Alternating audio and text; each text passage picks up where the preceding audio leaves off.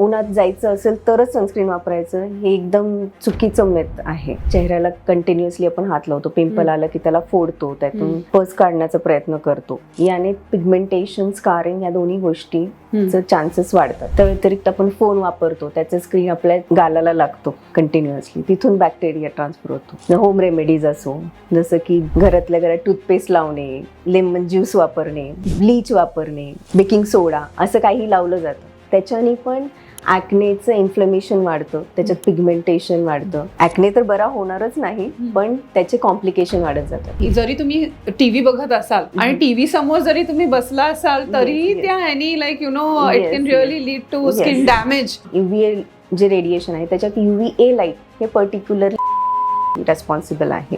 त्याच्याने पिगमेंटेशन हे वाढतं. सो आजकाल आपण बघतो की सोशल मीडियावरती DIY स्किन केअर हॅक्स खूप ट्रेंडिंग आहेत आणि त्याच्यामध्ये खास करून राईस वॉटर थेरपी किंवा सेलिब्रिटी स्किन केअर हे खूप ट्रेंडिंग आहे आजकाल. तर इज इट रिअली सेफ आणि ते इंडियन कंडिशन्समध्ये ऍप्लिकेबल होतं का? कुठलाही ट्रेंड फॉलो करण्या अगोदर ते आपल्या खिशाला परवडतं का, ते आपल्या स्किन टाईप नुसार आहे का, आणि आपल्या कन्सर्नला ते सूट होतंय का, करतं का, आपल्या कन्सर्न सॉल्व्ह करतं का, हे महत्वाचं आहे. If you talk about the skin type, same for men and women? Men and women साठी डिफरंट असं काहीही नाहीये. Okay, I want to clear this first. आणि एकच फेस वॉश, एकच सनस्क्रीन आणि एकच मॉइश्चरायझर हे सगळ्या सीझन मध्ये ऍप्लिकेबल असेल असं नाही होत. It changes according to the season आणि इव्हन तुमचं आउटडोर ऍक्टिव्हिटी किती आहे त्याच्यानुसार सुद्धा हे स्किन केअर चेंज होतं. आता एक्झॅक्टली फिलर्स म्हणजे काय? फिलर्स हे हायड्रोनिक ऍसिड फिलर्स असतात, कॉमनली युज्ड. म्हणजे हॉलो स्पेस आहे, तिथे आपण गादीसारखं भरतो. फॉर एक्झाम्पल, जसं की आपल्याला चेक थोडेसे फील्ड असं लुक पाहिजे, व्हॉल्यूम लॉस आहे तिथे, तर आपण तिथे फिलर्स वापरतो. थोडक्यात मराठीत बोलायचं झालं तर रिकाम्या जागा भरा किंवा फिल इन द ब्लँक्स.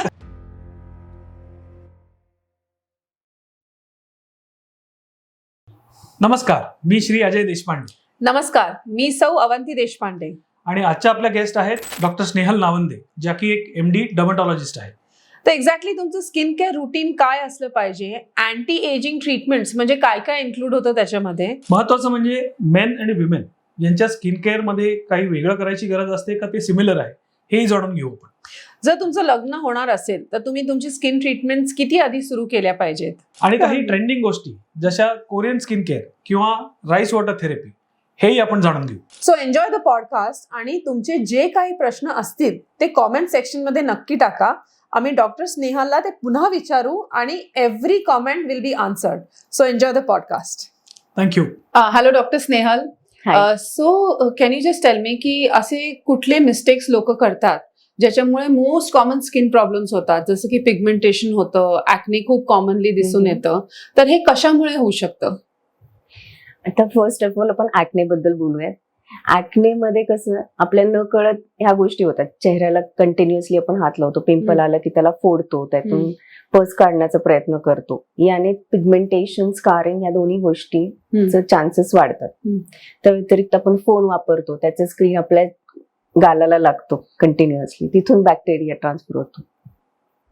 अजून काही DIY हॅक्स वापरतो आपण, होम रेमेडीज असो, जसं की घरातल्या घरात टूथपेस्ट लावणे, लिंबू जे लेमन ज्यूस वापरणे, किंवा अजून ब्लीच वापरणे, बेकिंग सोडा, असं काही लावलं जातं. त्याच्याने पण ॲक्नेचं इन्फ्लेमेशन वाढतं, त्याच्यात पिगमेंटेशन वाढतं.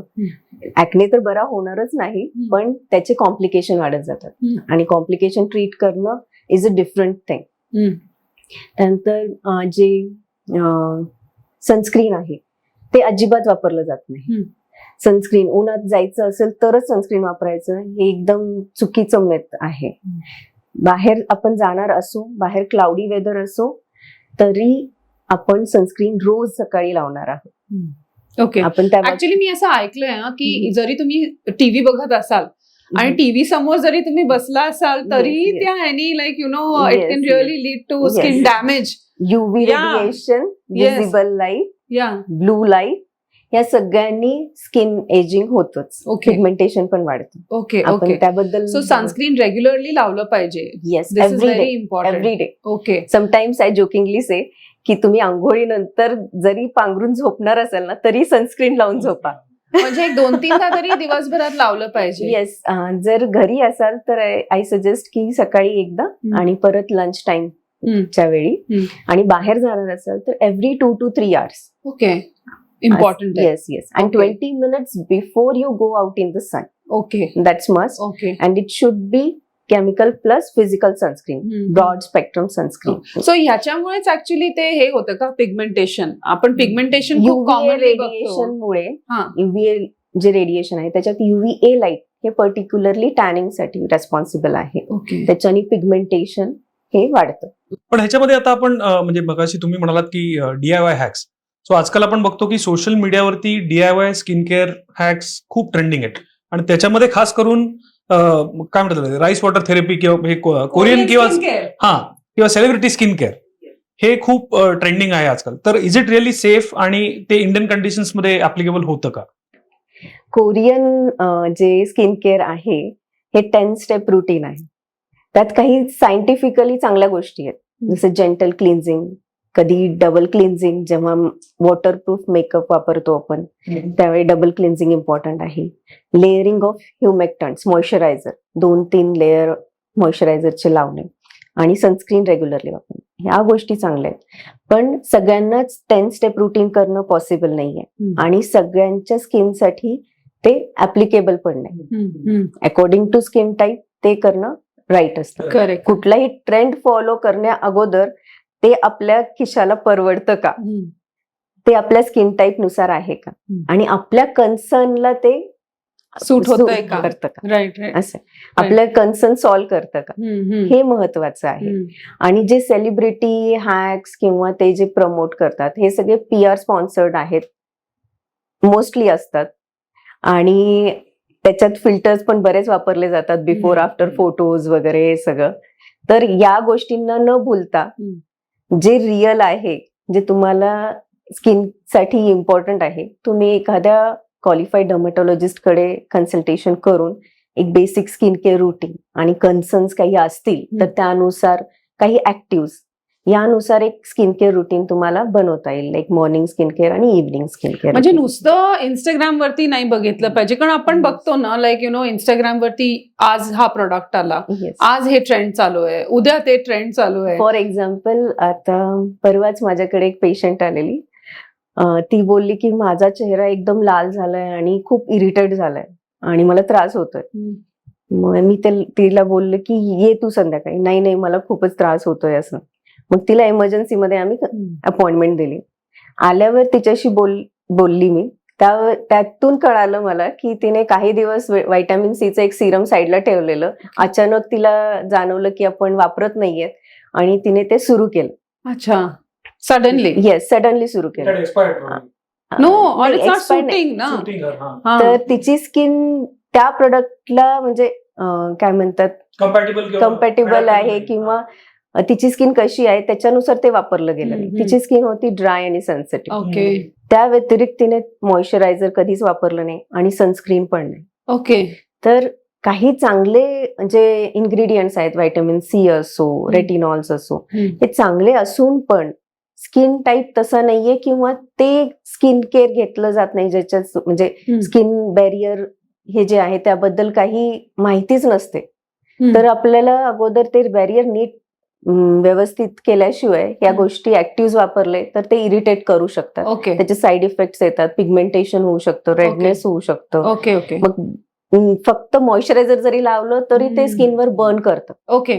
म्हणजे एवढं डॅमेज होऊन गेले की ते रिव्हर्स करायला मग ट्रीटमेंट घ्यायला जे लागते. 1-2 दिवसात बरं झालं असतं त्याला मग 1-2 आठवडे पण लागतात. म्हणजे all that you see off the shelf is not necessary meant for you. Yes, not meant for you.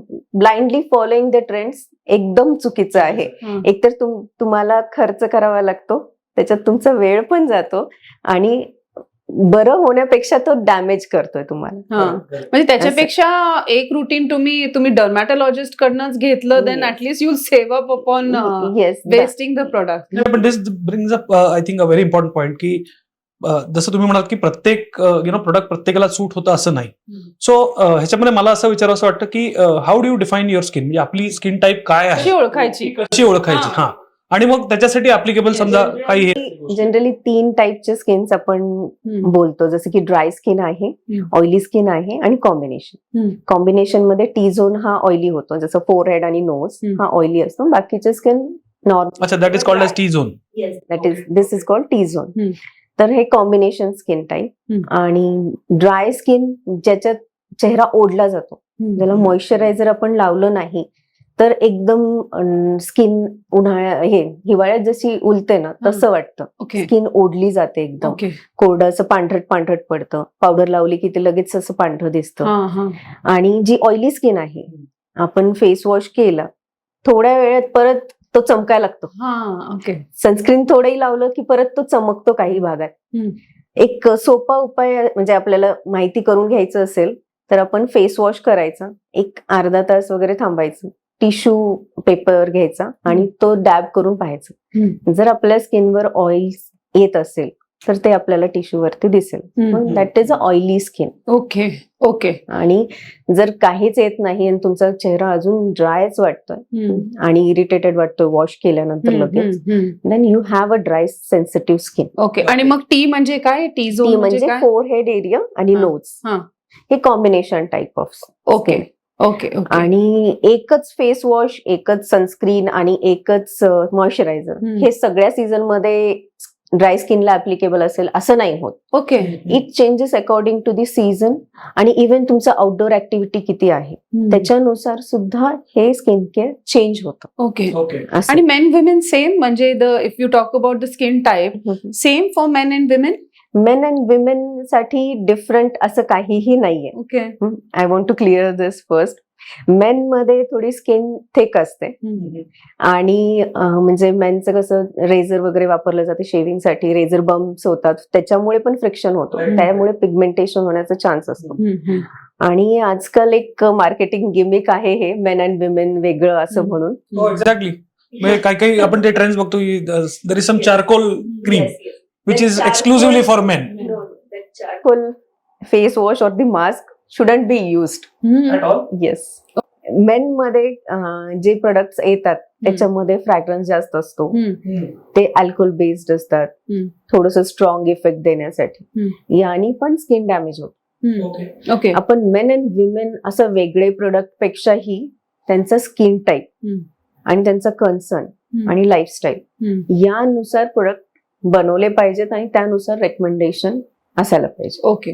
तर ब्लाइंडली असं मेन साठी आहे तर मी हे घेणार ओटीसी, ओव्हर द काउंटर, अरे मला हे दिसतंय मेन साठी लिहिलंय, आपण घेऊयात, वापरूयात, बघूयात.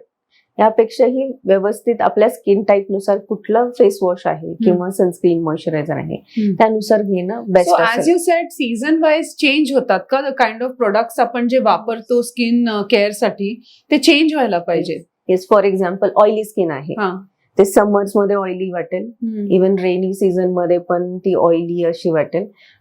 विंटर आल्यावर एकदम छान वाटेल त्यांना की ते जे मॉइश्चरायझर वापरतायत त्यांना ऍक्च्युली कसं आहे, आपण जे ऑइली स्किन टाईप आहे त्याच्यात पण मॉइश्चरायझर युज करतोच. जर मॉइश्चरायझर नाही युज केलं तर एक्सेस सीबम ऑइल प्रोड्यूस होतं. आपल्या स्किनला असं वाटतं की हायड्रेशनच नाहीये, तर त्यामुळे लाईट मॉइश्चरायझर युज करणं इम्पॉर्टंट आहे ऑइली स्किन मध्ये. तर ऑइली स्किन जी विंटर्स मध्ये जाईल तिथे एकदम ड्रायनेस येईल आणि जे काही मॉइश्चरायझर वापरतोय त्यांना ते कमी पडेल. ओके. तर तिथे थोडंसं हेवी वापरण्याची गरज पडेल असं. आणि ज्यांची ड्राय स्किन आहे त्यांना काहीच असं असतं की मला खूप हेवी मॉइश्चरायझर नको, ड्राय स्किन असेल तरीही, म्हणजे ते चालून जातं ह्याच्यात रेनी सीझन आणि समर सीझन मध्ये. पण तेच जर आपण विंटर मध्ये आलं तिथे त्यांना हेवी मॉइश्चरायझरच द्यावा लागतो. ओके. तिथे ऑप्शनच नाहीये. ओके. तर ह्या सीझन वाईज पण चेंजेस होतात. इव्हन सनस्क्रीन पण खूप ड्राय टच सनस्क्रीन विंटर मध्ये नाही चालत. ओके. तसं ते पण चेंज व्हायला पाहिजे. येस. तर अकॉर्डिंगली 1-2 सनस्क्रीन, 1-2 टाईपचे अकॉर्डिंग टू दी सीझन. जर तुम्ही प्रॉपर 1 वर्ष जर कन्सल्टेशन घेतलं, जे काही आहे सीझन वाईज कन्सल्टेशन डर्मॅटॉलॉजिस्ट, तर ते तुम्हाला समजून जातं. असं नाही की तुम्हाला लाईफ टाईम कन्सल्टेशन घ्यावे लागते, पण एकदा तुम्हाला तुमच्या स्किन टाईप कसं चेंज होतं, कुठले प्रोडक्ट्स वापरायचे, एकदा समजलं that's like life long. Correct. Unless until काही ड्रास्टिक चेंजेस आहेत, हार्मोनल चेंजेस आहेत, पेरिमेनोपॉझल आहे, पोस्ट मेनोपॉझल आहे, तेव्हा मग काही जे स्किन केअर रुटीन चेंज करायचं त्याच्यानुसार आपण ते करू शकतो. ओके. आणि according to concern. From the viewers point of view is की 3 स्किन टाईप असतात आणि त्याच्यानुसार आपलं स्किन टाईप आपण ओळखायचं with what ever remedies that you mention, आणि त्याप्रमाणे you choose the product. And it's not different for men and women, is the same. So skin types remain the same for men and women. Okay. म्हणजे main मध्ये म्हणजे boys मध्ये ही teenage मध्ये जास्त oily असते, तेव्हा त्यांना सिव्हिअर टाईप ऑफ ऍक्ने दिसतो. Okay. तेच फिमेल्स मध्ये तेव्हा म्हणजे गर्ल्स मध्ये तितकं नाही दिसत, पण जसं एज वाढतं तेव्हा वेगवेगळ्या ते टाईपचे थोडंसं हार्मोन रिलेटेड पण होतं का, इन Yeah, अडॉलसन्स females आपण बघतो की Yes, बॉईज yes. आणि गर्ल्स ह्यांना जनरली अडॉलसन्सच्या वेळेला जास्ती ऍक्ने इराप्ट व्हायला लागतात. It's hormone. आणि लाईफस्टाईल पण, एक तर जंक फूड पण जास्ती खातात त्या एज मध्ये, आणि डाएटचा मेन रोल आहे ऍक्ने मध्ये. येस. आमच्या जितकी कन्सल्टेशन होतात आम्ही त्यांना फूड काही गोष्टी रेस्ट्रिक्ट करायला सांगतो, जसं की high glycemic index food, junk food आहे, शुगरी फूड आहे, स्पायसी फूड आहे, oily spicy food. Junk food मध्ये वडापाव पासून बर्गर पर्यंत, म्हणजे आपल्या इथलं डाएट पासून बाहेरच्या डाएट पर्यंत, वेस्टर्न डाएट पर्यंत, करेक्ट, ह्या गोष्टी अवॉइड करणं चांगलं असेल. त्या व्यतिरिक्त डेअरी प्रोडक्ट्स पण, जे स्वीट अँड डेअरी प्रोडक्ट्स आहेत, स्वीट्स आहेत, ड्रिंक्स आहेत, ते पण अवॉइड करायला सांगतो. म्हणजे ज्याच्यात शुगर डायरेक्टली असतं ते शुगर आणि मिल्क पण डेअरी प्रोडक्ट्स जे आहेत ते इन्फ्लमेटरी रिस्पॉन्स वाढवतात. करेक्ट. सो ह्यानी इन्फ्लमेशन बेसिकली स्किनचं खूप वाढतं. ऍक्ने मध्ये इट्स अ मल्टीफॅक्टोरियल. इन्फ्लमेशन आहे, त्याच्यानंतर सन एक्सपोजर आहे, एक बॅक्टेरिया असतो पी ऍक्नीज म्हणून, तो पण रेस्पॉन्सिबल आहे. परत सन एक्सपोजर आहे, स्किन डॅमेज, असे बरेच फॅक्टर्स आहेत जे ऍक्ने वाढवू शकतात, ट्रिगर करतात. So as a nutritionist, I have seen like जे लोक ना कमी पाणी पितात किंवा जे फळं आणि भाज्या कमी खातात त्यांची स्किन डेफिनेटली मारण. आणि when we change the diet ना, इन 15-20 days we see ना the skin is changed. Is that true? म्हणजे is lifestyle also responsible for giving you better skin? Not only diet but lifestyle. Lifestyle. Yes. So I'll come to that point. Skin आणि गट, skin गट axis आता बरंच बोललं जातं ह्याच्याबद्दल. It's bidirectional. जे तुमचं गट मधलं गुड बॅक्टेरिया आहे तिथे जर इन्फ्लमेशन असेल किंवा लिकी गट म्हणतो आपण, तसं काही असेल ते स्किनवरती डेफिनेटली दिसतं. ऍक्ने मध्ये, एक्झिमा मध्ये, सोरायसिस, अटोपिक डर्मटायटिस असे बरेच कंडिशन आहेत जे की ऍग्रिवेट होतात ह्या गोष्टीमुळे. मॅनिफेस्टेशन इज गट, तिथपासून ती सुरुवात होते. येस, गट स्किन ऍक्सेस. करेक्ट. तर ही डाएट बद्दल म्हणजे एक इम्पॉर्टंट पार्ट आहे. गट स्किन ऍक्सेस याबद्दल खूप बोललं नाही जात, पण इट्स स्टार्टेड. आणि डाएट वरून स्किन तरी दिसणारच आहे. इव्हन युव्ही रेडिएशननी पण आपलं गट डिस्टर्ब होतं. ओके. युव्ही रेडिएशननी म्हणजे कार्सिनोजेनिक, UVB रेडिएशन कार्सिनोजेनिक आहे. Correct. That's why sunscreen use is also again important. Yes. You have to use it daily. 6 months above च बेबी तिथून आपण सनस्क्रीन वापरू शकतो. आणि मुलांमध्ये, लहान मुलांमध्ये फिजिकल सनस्क्रीन वापरलं जातं. आणि जे अडल्ट आहेत त्यामध्ये आम्ही केमिकल प्लस फिजिकल सनस्क्रीन असं वापरतो. ओके. आता आपण लाईफस्टाईल बद्दल बोलूया. Sleep is important. स्लीप जर डिस्टर्ब झाले तर हार्मोन्स आपले डिस्टर्ब होतात आणि इन्फ्लमेशन पण वाढतं. Correct. There are lot of studies. Correct. Even I have seen in my practice खूप कॉमनली झोप वाढली ना, झोप व्यवस्थित व्हायला लागली की स्किन वरती पण फरक दिसतोच, along with may be weight loss. This is also something which people say की हे झालंय, हा फरक पडलाय. सो आय थिंक डेफिनेटली फूडचा आणि स्लीपचा पण फरक आहेच. त्या व्यतिरिक्त लाईफस्टाईल मध्ये स्मोकिंग हा मेन पार्ट झालाय. आता कॉर्पोरेट्स मध्ये, ब्रेक मध्ये किंवा एक दुसऱ्यासोबत चांगलं कम्युनिकेशन वाढवण्यासाठी किंवा असं याच्यासाठी ते एक स्मोक ब्रेक पण असतात. आणि even passive smoking effects that just not affecting your skin, also overall health, lungs आणि बाकी गोष्टी पण. It's also carcinogen. करेक्ट. तर त्याच्याने पण एजिंग लवकर होणार असं आहे. करेक्ट. सो हे इन्फ्लमेशन मुळे होतं का? म्हणजे cigarette, sugar, even like sometimes Sugar is dairy in also certain called cases. as addictive as like other these things like Opioids, no, we call it Opioids. as addictive as opioids. Yes, we do call it that way. Yes, म्हणून Yes. लहान मुलांमध्ये पण आपण 2 वर्षापर्यंत salt and sugar yes, restricted ठेवतो. correct. Ageing 2 प्रकारे असते, intrinsic आणि एक्सट्रिन्सिक. एक्सट्रिन्सिक म्हणजे जे चेहऱ्यावर दिसतं. यात आहेच आपलं डाएट आणि लाईफस्टाईल तर आहेच. चेहऱ्यावरच का दिसतं तर इट्स सन एक्सपोज आणि चेहऱ्यावरती आपण इतके हावभाव आहेत, आपले एक्सप्रेशन्स आहेत, सगळे मसल्स आपण वापरतो. आणि तिसरं म्हणजे ग्रॅव्हिटी, जे सपोर्टिव्ह मेकॅनिझम अच्छा आहे. अच्छा. येस. ओके. आणि मग ते फॅट पॅड आपले खाली जायला लागतात. ओके. आपले जे गालाशी वर दिसतात अगोदर ते असे खाली जायला लागतात. Specially Yes. आय थिंक 40+ वगैरे ते जास्ती दिसायला Yes, लागतं, yes. Right? Under eye hollows पण तिथं पण फॅट पॅड कमी असेल तर तो तिथे खड्डा दिसतो. अंडर आय पिगमेंटेशन जास्त दिसतं. करेक्ट करेक्ट मग त्याच्यासाठी आपण फिलर्स वगैरे वापरतो. Correct correct. मिड 30s किंवा लेट 30s मध्ये हा आपल्याला ह्या गोष्टी दिसायला लागतात. हा हा. फाईन लाईन्स रिंकल्स हे मिड 20s किंवा 30sच्या अराउंड आपल्याला दिसायला लागतात. Okay okay okay. आणि फाईन लाईन रिंकल्स हे आपण बोटॉक्सनी वगैरे कव्हर अप करू शकतो. बोटॉक्स हे can you just explain a little bit Yes, about yes. That? जेव्हा हे क्वालिफाईड डॉक्टर कडून केलं जातं, डर्मटॉलॉजिस्ट किंवा प्लास्टिक सर्जन हे करतात, त्यांच्याकडून केलं जातं. ते तुम्हाला किती पाहिजे, कुठे पाहिजे, कसं पाहिजे हे हा, advice सगळं देतात, व्यवस्थित बघूनच तुम्हाला ती ट्रीटमेंट देतात. ओके. जेणेकरून ते कुठेतरी वेडवाकडं दिसणार नाही. मध्येच अनुष्का शर्मानी ते लिप ऑगमेंटेशन केलेलं, लिप Okay. फिलर्स केलेले, ओके. तर ते डक लाईक लुक झालं हा होतं तिचं. हा. ते चूक Gone wrong. काहीतरी गॉन रॉंग झालं. Should Yeah. Be done subtle. कसं आहे, पेशंटचं एक्सपेक्टेशन ते रिअलिस्टिक पाहिजे.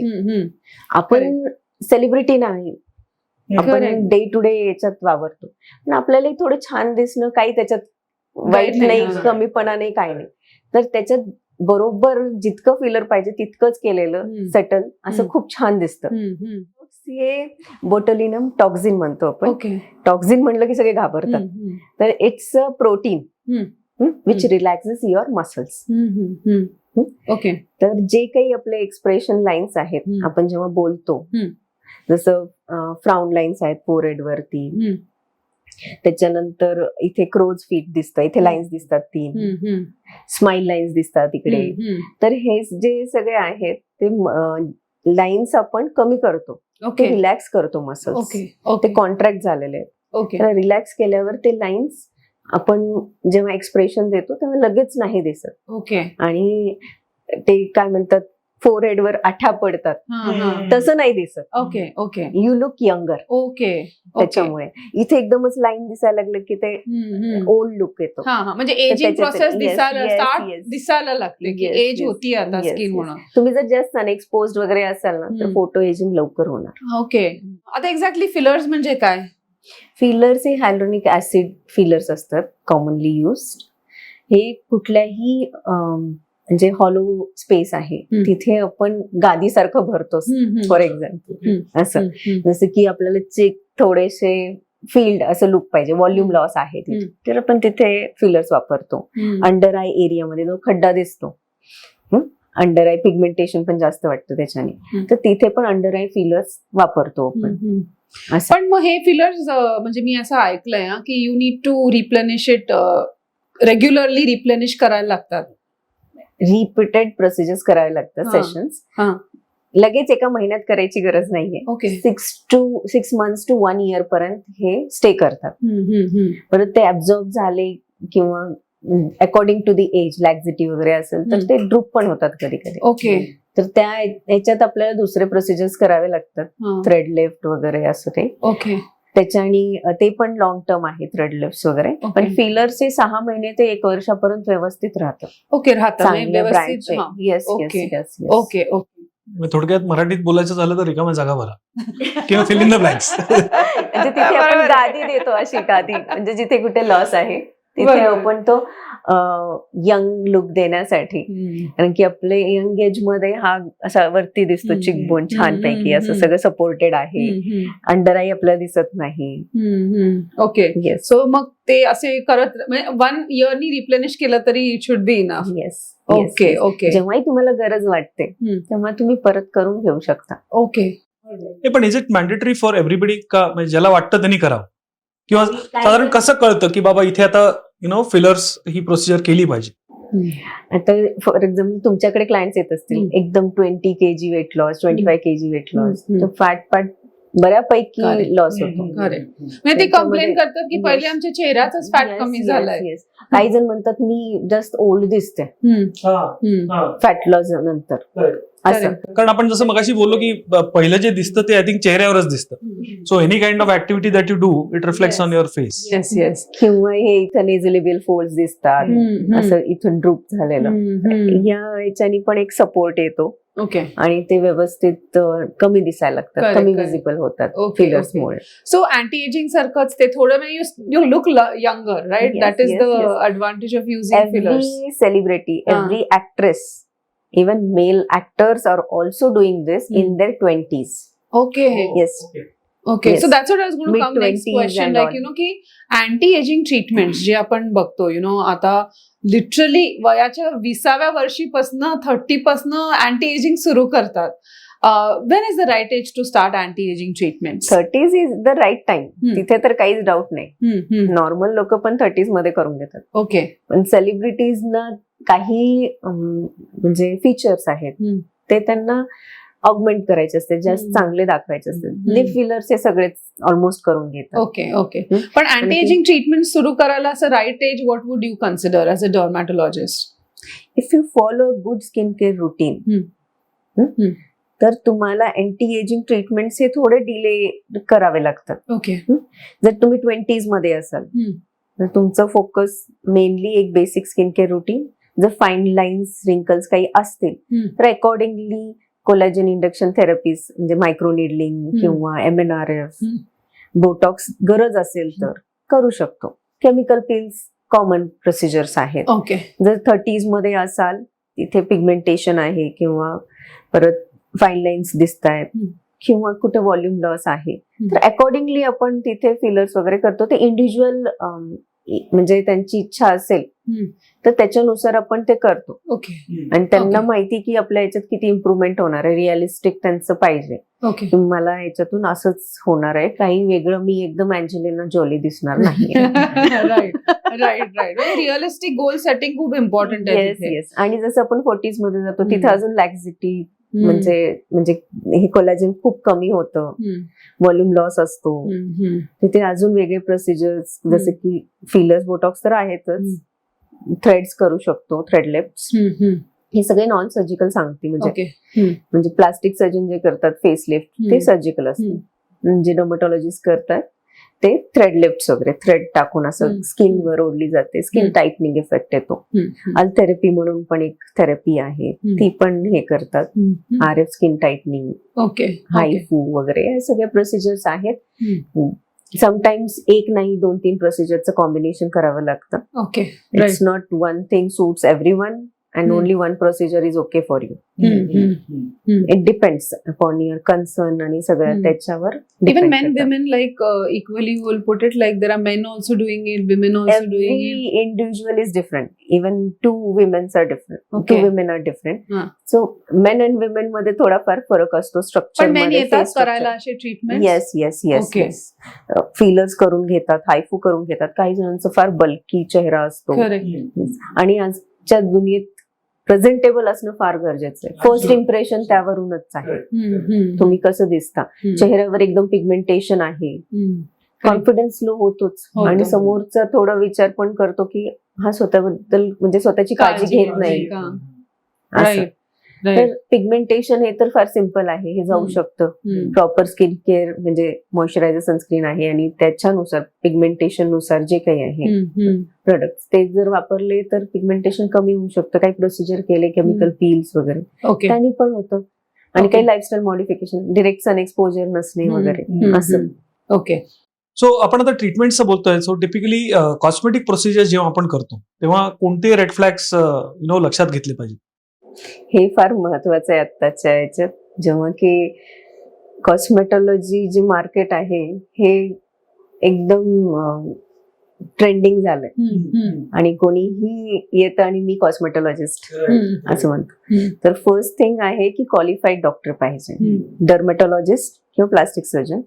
डर्मेटॉलॉजिस्ट ज्यांची डिग्री MBBS, MD और MBBS DDVL, MBBS DVD किंवा MBBS DNB इन स्किन, पूर्ण डिग्री डर्मेटॉलॉजी, वेनरॉलॉजी, लेप्रेसी असं येतं. तर त्यांची डिग्री हे आपण तपासलं पाहिजे. आणि जे टेक्निशियन प्रोसिजर करतायत ते अंडर सुपरविजन करतायत का डॉक्टरांचे. जर करत नसतील तर it's a big red flag. If there is no qualified doctor it's a red flag. काही जण म्हणतात guaranteed fairness, lifetime fairness, no side effects of botox, permanent fillers, असा काही प्रकार नसतो. प्रत्येक गोष्टीला इफेक्ट्स आहेत तर साइड इफेक्ट्स असणार आहेत. आजच बुक करा तरच तुम्हाला ही ऑफर मिळेल. These are always sales and marketing tricks. So those are red flags. Yes, those are red flags. तुम्हाला गरज आहे, डर्मेटॉलॉजिस्ट किंवा क्वालिफाईड डॉक्टर तुम्हाला सांगतील की हे जे इफेक्ट्स आहेत ह्याचे साईड इफेक्ट्स असू शकतात. तुम्हाला तोलून मापून जे बरोबर वाटतंय तुम्ही रेडी असाल तर विल गो अहेड. राईट. प्रत्येक आता प्रोसिजर केली तर साईड इफेक्ट येणारच असं नाही. तुम्ही जर व्यवस्थित पोस्ट प्रोसिजर जी काही केअर आहे ती फॉलो केली मोस्टली तरी नाही होत असं. आणि झालं तरी पण we are qualified to take care of any side effect असं. हे फार इम्पॉर्टंट. इन्व्हेस्टमेंट ना, finally it's an investment that you doing, seeing a good dermatologist और प्लास्टिक. इट्स व्हेरी इम्पॉर्टंट की qualification is important there. Qualification crash course करून somebody's put up a clinic आणि तिकडे चालू केलंय. Yeah. So I think this is definitely a viewers can take is always do it through an expert who knows the work very well and qualified enough. Yes qualified. Yeah, that's so true. That's so true. आता ना आपण sunscreens, you said like it's very important to use sunscreens. And nowadays आपण sunscreens चे different numbers ऐकतो. 30, 50, 100. Can you explain a little bit more about that? तर sunscreen मी first line सांगेन, it's the cheapest anti ageing cream. Okay. Yes. It avoids photo ageing आणि हे सगळं काही प्रमाणात रिव्हर्स पण करते. काही सनस्क्रीन मध्ये पेप्टाइड्स वगैरे इन्क्लुडेड असतात किंवा मॉइश्चरायझर्स वगैरे. तर it's a cheapest anti ageing cream. आता SPF चा जरा खेळ चालू आहे ह्या नंबरचा. लाईक 30 येतो, 50 येतो, 60 येतो, 100 पण आम्ही पाहिलेलं आहे. पण बेसिक इंडियन स्किन टाईप साठी जे फिट्स पॅट्रिक टाईप 4, 5, 6 मध्ये येतं जवळपास, तर या स्किन मध्ये SPF 30 to 50 will be enough. Okay. Okay. तर SPF 30 असेल that will protect you from UV radiation 97% आणि 50 असेल तर 98%. Okay. उगीच फार महाग सनस्क्रीन जसे SPF वाढेल महाग होत जाईल. Right. That's so true. आणि ते प्रोटेक्शन 1-2% आहे त्याच्यावरती. 98% is almost good enough. Proof म्हणजे फुल प्रूफ नाही पण गुड इनफ. हे झालं आपण क्रीम्स मध्ये सन प्रोटेक्शन झालं आपलं. त्या व्यतिरिक्त आपल्याला फिजिकल सन प्रोटेक्शन जसं की क्लोदिंग आहे, अम्ब्रेलाज आहेत, व्हाईट ब्रिम्ड हॅट्स आहेत, जसं तो अंपायर वापरतो ना तसं बीचवर आपण गेल्यावर वापरतो तसे हॅट वापरणे. 10 to 4 मधलं जे सन एक्सपोजर आहे, डिरेक्ट सन एक्सपोजर, ते अवॉइड करणं हे फार महत्वाचं आहे. तेव्हा UVB जास्त म्हणजे UVA आणि UVB हे जास्त तीव्र असतं. आणि जेव्हा आपण घरात असतो UVB फिल्टर होतं ग्लास पेन्स मधून, पण UVA होत नाही. पण ह्याच्यामध्ये सुद्धा आता एक मला ऍडिशन करावं असं वाटेल की जे स्पोर्ट्समन असतात आणि let's say regular office goers जे असतात तर त्यांच्यामध्ये सुद्धा do they need to take care of it separately. SPF स्पोर्ट्समननी X वापरलं पाहिजे आणि रेग्युलर ऑफिस गोअरनी Y वापरलं पाहिजे. आता ज्यांचं आउटडोर ऍक्टिव्हिटी जास्त आहे त्यांना आम्ही फिजिकल सनस्क्रीन रेकमेंड करतो. त्या व्यतिरिक्त ओरल सनस्क्रीन पण आहेत. रिअली? ठीक आहे. ओके. आणि त्यासोबत आपल्याला अँटीऑक्सिडंट्स आहेत, ते पण वापरायचे. जितकं पॉसिबल असेल डिरेक्ट सन एक्सपोजर पण अवॉइड करतोय, जसं की कॅप घालणे, फुल सनस्क्रीन रिअप्लिकेशन करणे एव्हरी 2 hours, हायड्रेशन मेंटेन ठेवणे हे तर आहेच. त्या व्यतिरिक्त या एक्सपोजर नंतर स्किनला परत रिपेअर करणं पण गरजेचं आहे, किंवा अप्रोप्रिएट प्रोसिजर्स करून घेणे. याने पण स्किन एजिंग, फोटो एजिंग हे कंट्रोलमध्ये राहू शकतं. Right. So vitamin Yes. A, E is what generally आम्ही डाएट मध्ये रेकमेंड करतो की that will Yes. act as an antioxidant, even omega-3 for that reason. So that also helps along with Yes, yes. These- covering up with Yes, sunscreen. these antioxidant definitely reduces the oxidative stress. Okay. जो आहे Okay. तो ageing साठी कारणीभूत आहे. असं. Correct, correct. सन एक्सपोजरनी काय होतं तर आपलं जे कोलॅजन इलास्टिन आहे ते ब्रेकडाऊन होतं. Okay, Yes. okay.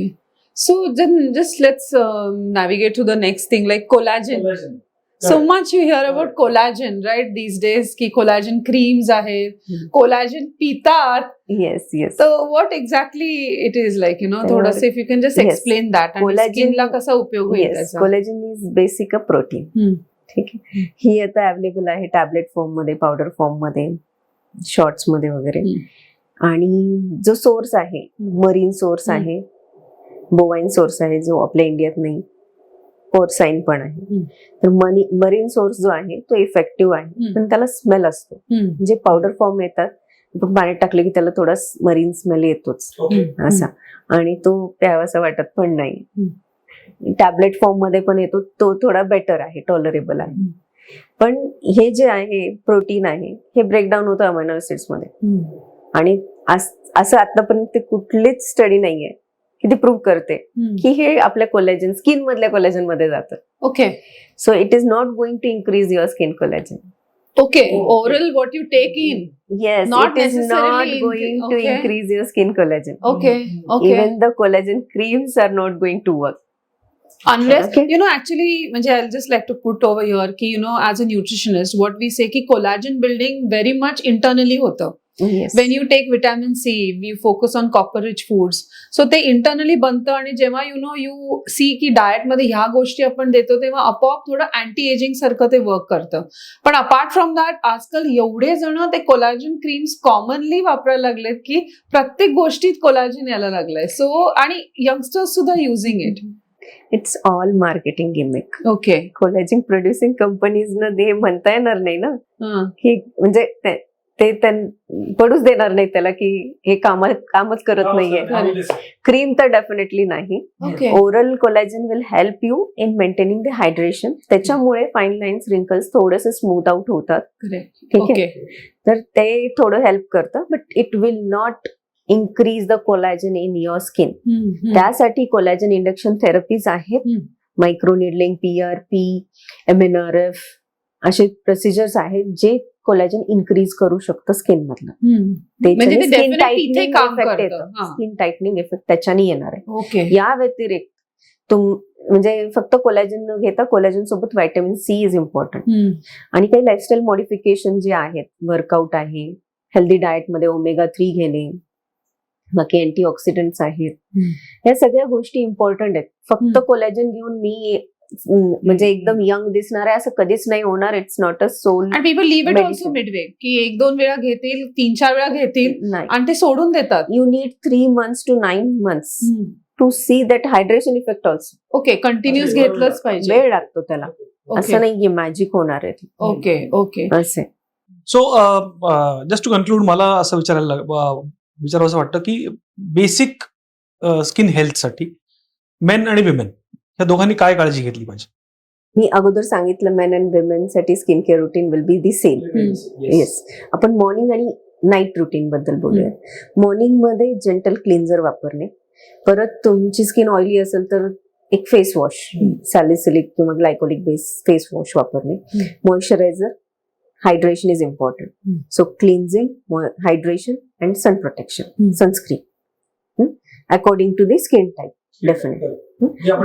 Yes yes yes. यात जर तुम्हाला काही कन्सर्न आहे, पिगमेंटेशन किंवा एक एजिंगचं अँटीऑक्सिडंट पाहिजे त्याच्यामध्ये, तर व्हायटॅमिन C आपण क्लिन्झिंग नंतर व्हायटॅमिन C लावू शकतो. सिरम का म्हणजे? सिरम. Yes yes. ओके. आणि चांगल्या ब्रँडचा ओके आणि जो त्याचं ऑक्सिडेशन होणार नाही ओके असं व्यवस्थित तो चांगल्या ब्रँडचं वापरायचं आणि त्याच्या किंवा नायसिनामाइड पोर्स ओपन पोर्स वगैरे आणि त्यानंतर मॉइश्चरायझर सनस्क्रीन असं आपण लेअर करू शकतो. पण स्किन सेन्सिटिव्ह नसली पाहिजे जर आपण ऍक्टिव्ह टाकत असलो आणि प्रॉपर सन प्रोटेक्शन पाहिजेच. डिरेक्ट सन एक्सपोजर नको. ओके आणि नाईट रुटीन मध्ये क्लिन्झिंग डबल क्लिन्झिंग जर मेकअप वापरला असेल वॉटरप्रूफ सनस्क्रीन असेल तर डबल क्लिन्झिंग. त्यानंतर लाईट मॉइश्चरायझर त्यावरती आपण मग ऍक्टिव्ह लावू शकतो. स्किन इरिटेट होऊ नये म्हणून हे थोडं सँडविच मेथड आहे. अगोदर मॉइश्चरायझर लावणे त्याच्यानंतर रेटिनॉल्स किंवा पिंपल्स असतील तर ट्रेटिनॉइड बेन्झोइल पेरॉक्साइड असं कुठले क्रीम आणि पिगमेंटेशन असेल ग्लायकोलिक ऍसिड असं आपण लावू शकतो आणि त्याच्यानंतर परत मॉइश्चरायझर लावून आपण सील करू शकतो. ओके हे नाईट रुटीन मध्ये. ओके जर आपल्याला काहीच कन्सर्न नाही तर बेसिक स्किन केअर रुटीन असेल मॉर्निंग क्लिन्झर मॉइश्चरायझर सनस्क्रीन आणि नाईट रुटीन असेल फक्त मॉइश्चरायझर. Okay all right.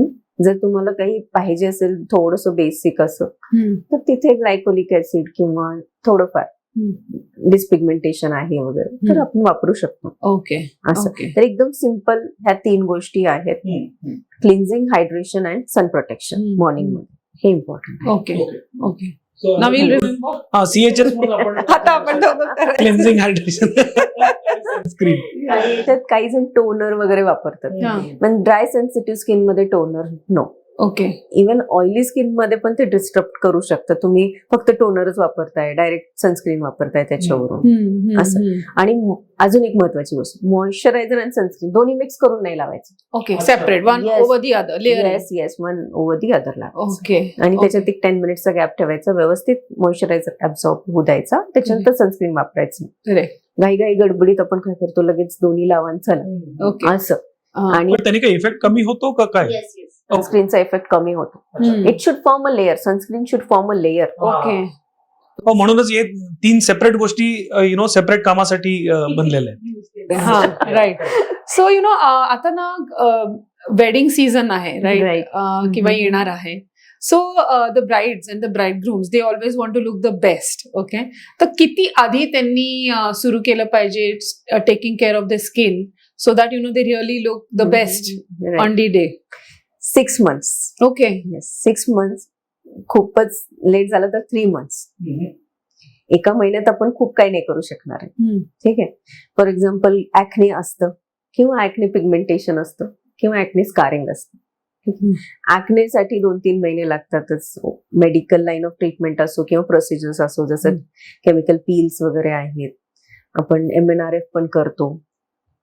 त्यानंतर जे पिगमेंटेशन आहे त्याला जाण्यासाठी पण 3 ते 6 महिने लागतात. त्यात पण परत chemical peels PRP skin busters वगैरे आपण अजून चांगला लुक देण्यासाठी युज करू शकतो. परत स्कार्स आहेत. Scars takes around 6 months to 1 year. Okay yes. आणि हे कॉम्प्लिकेशन आपल्याला होऊच द्यायचे नाहीये. ऍक्ने लेवलला ट्रीटमेंट करून घ्यायची आपल्याला. ओके जेव्हा पिगमेंटेशन स्कार्स होतात it's difficult to treat. It's long term treatment आणि सायकोलॉजिकली पण अफेक्ट करतो. करेक्ट. आणि लाईफस्टाईल चेंजेस पण पाहिजेत म्हणजे Of थोडं course, food of course. Focus पण इम्पॉर्टंट Yes, आहे. yes. जनरली 3 Sleep महिने is आधी येतात. हा sleep is very Yes. Important. Yes म्हणजे स्क्रीन टाइम कमी करून हे ब्लू लाईटने पण पिगमेंटेशन डलनेस हा वाढतोच. तर मग झोप इम्पॉर्टंट आहे. डाएट इम्पॉर्टंट आहे. हायड्रेशन आहे. प्लस अँटीऑक्सिडंट सप्लिमेंट्स हे सगळे इम्पॉर्टंट आहे. Direct sun exposure. Wedding season मध्ये कसं होतं की शॉपिंगची धावपळ असते. मी सगळ्यांना सजेस्ट करते की तुम्ही गो इन द इव्हनिंग्स. बरोबर. आणि जर जाणार असाल तर म्हणजे कार किंवा असं ऑटोमध्ये किंवा असं जा तुम्ही. डिरेक्टली बाईक वरती वगैरे नका फिरू. चेहरा कव्हर करा. हेल्मेट वापरा. सनस्क्रीन वापरा. पाणी सोबत ठेवा. डाएट मध्ये पण जंक फूड अवॉइड करायचं आहे. व्यवस्थित green leafy vegetables colourful fruits and vegetables यावर जास्त भर द्यायचा आहे. प्रोटीन पण इम्पॉर्टंट आहे. करेक्ट.